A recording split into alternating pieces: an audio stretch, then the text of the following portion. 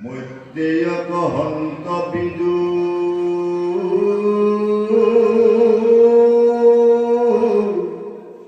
ৰবি মানে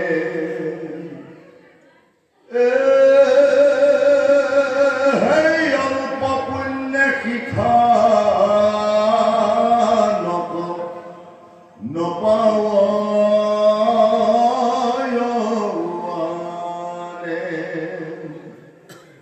যাক প্ৰতি মাধৱৰ অনুগ্ৰহ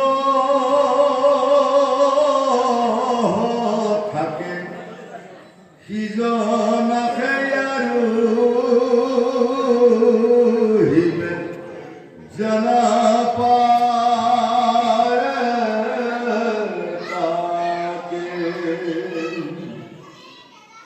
যিটো জন হুৱে মহা বুদ্ধ শান্ত্ৰ মন একান্তে বাকে কৃষ্ণ পংকজ চৰণ সমস্ত প্ৰাণীতে সম ভাৱে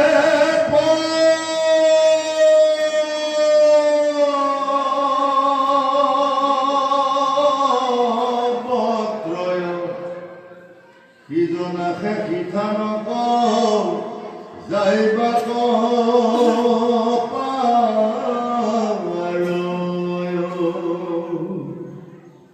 একান্তে বৈষ্ণৱ বিনে সিঠা নক আনে ভক্তিহীন পুৰুষে যাইবাকে পাৰে কোনে হেন জানি বিদুৰ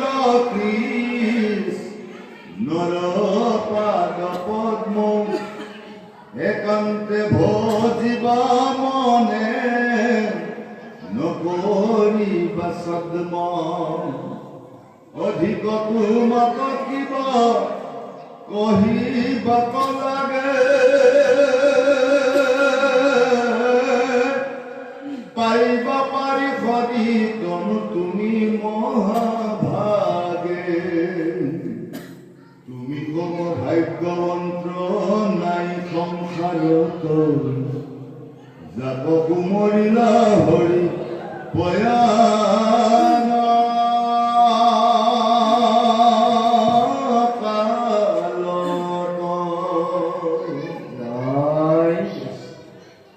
জয় জগৎগুৰু শ্ৰীমন্ত শংকৰ মহাশয়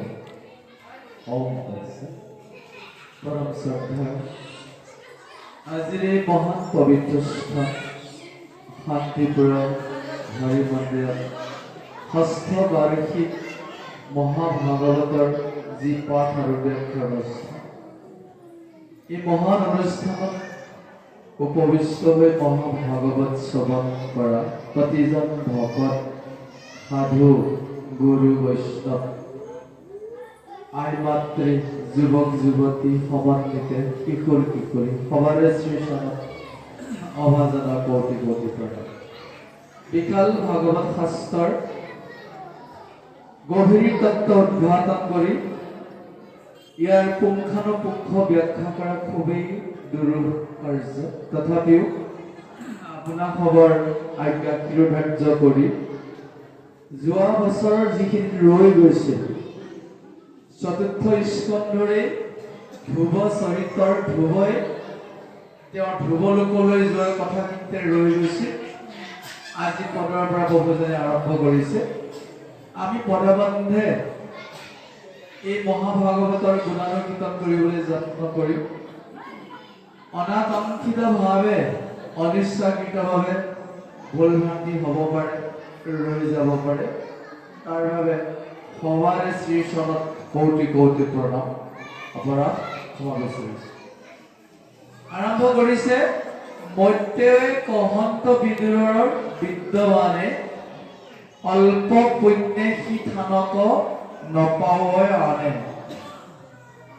ভক্তৰ ধ্ৰুৱই 5 বছৰ বয়সতে মৰি তপস্যা কৰি অৱশেষত তেওঁ জীৱনৰ অন্তিম সময়ত সুশৰীৰে বৈকুণ্ঠলৈ গ'ল। বুজিব পাৰিছে? এই ব্ৰহ্মাণ্ডত 4টা বিশেষ জাগা আছে। এটা হৈছে পৃথিৱীখনটো আমি গমে পাইছো, আমি পৃথিৱীত আছো। পৃথিৱীৰ মানুহবিলাকে নিজৰ কৰ্ম অনুসাৰে 4টা জাগালৈ যাব লগা হয়। যদি পাপ কৰে নৰক যাব লাগিব। খতম। পৰীক্ষাত ভালকে পঢ়া নাই, প্ৰশ্ন উত্তৰ কৰা নাই, কিন্তু ফেলে কৰিব আৰু নৰকত যোৱা মানে ফেল হৈ যোৱা। পুণ্য কৰিছিল, ভালদৰে ভক্তি বুজি নাপালে তেওঁ যাবগৈ স্বৰ্গত। স্বৰ্গৰ পৰা আকৌ নৰক, আকৌ পৃথিৱী।